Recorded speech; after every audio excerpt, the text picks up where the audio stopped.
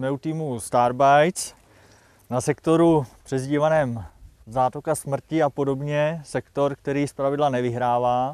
Tady tomu je naopak. Tak Lubo, v čem tkví to štěstí?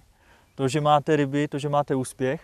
Tak ono v podstate túto dlhú cestu už ako tak poznáme z minulého roku, takže sme povedali by som dosť vychytali už ten prvý začiatok, kedy behom prvej, myslím, hodiny a pol sme chytili 2 bodované ryby. Sme vedeli, že tie lavice sa nachádzajú na hranici tých sektorových bojí, čiže relatívne tie 2 rýchle ryby sa podarili. No a potom sme zvolili správnu taktiku krmenia, ktorá vlastne nám dáva, povedal by som, pomerne pravidelnú rybu. Takže. Já vidím tady, Ríšo, že tady máte hromadu dipů, různých plovek, hotovek. Tak můžeš nám k tomu něco říct? To je Robin Red. No to máme probiotik. No to je akurát signál, to je novinka pre tento rok. My sme to v podstate minulý rok na Poděbradoch sme s tým vyhrali preteky, no. Takže jste to testovali, prodej to asi nebylo. A dipujete to? Čo sa týka signálu, normálne v dipe signál, len ten bohužiaľ máme asi v bivaku. No ale čo sa týka probiotiku, tak normálne v dipe probiotik a v podstate povedal by som, je to také násladlé korenie, ktoré naozaj a hlavne tej menšej rybe veľmi, veľmi chutí. Takže to je to, co vám teďka přináší úspěch. Můžu? No. Na zdraví. nevypí všetko. A to štěstí je i v návazcích? Používáte nějaké speciální návazce, olověnky? Tak v podstate, čo sa týka návazcov, tak je to absolútny basic. To asi pozná každý normálny kaprár.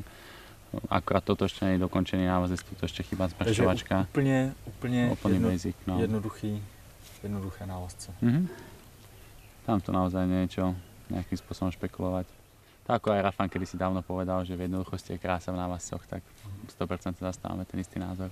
Perfektní. Tak každopádně moc krát díky za rozhovor, ať vám to frčí dále. Dík moc.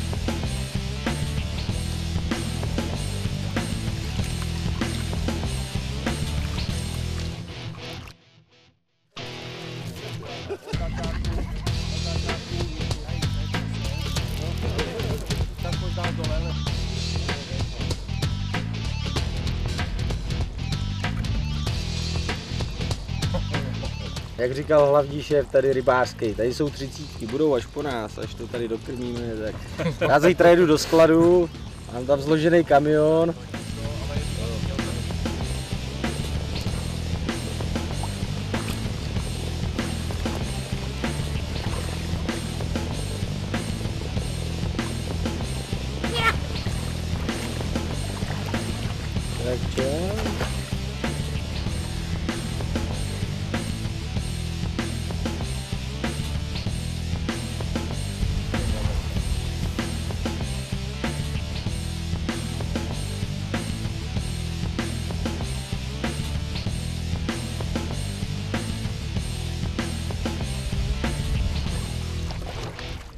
Měli jsme krásný záběr, takové 3 odpoledne s Peťasem, jeli jsme na vodu a od začátku záběru bylo vidět, že to je menší ryba. Ze začátku záběru neměla vůbec skoro žádný tah, s Peťasem jsme pádlovali, až v půlce začala ryba pumpovat s tím, že jsme odklopili cívku, kapříka jsme nechali bějt, přijeli jsme až na 30-40 metrů před boju. Tam jsme zaklopili a postupně zdolávali. Boj probíhal hladce, ryba bojovala, bylo to v pohodě, bez jakýchkoliv problémů. Do 20 minut jsme ji měli v podběráku, pohoda. Ryba měla zhruba asi kolem 20 kg, hnedka od začátku, tak jsme si ji vychutnali. Byl to šupináč, ze začátku jsme nevěřili, že tolik má, protože byla na podušce v lodi. Až na břehu jsme si teprve uvědomili, jaká je to krásná ryba. Tak jsme si ji krásně pomazlili, šel jsem s ní do vody, tam jsme se opustinkovali, vyfotili, pohoda. Bylo to chycený na bojlí od chytila, na tuňáka, ještě s jednou kombinací, kterou nemůžu hnedka říct. Byl to prostě krásný zážitek.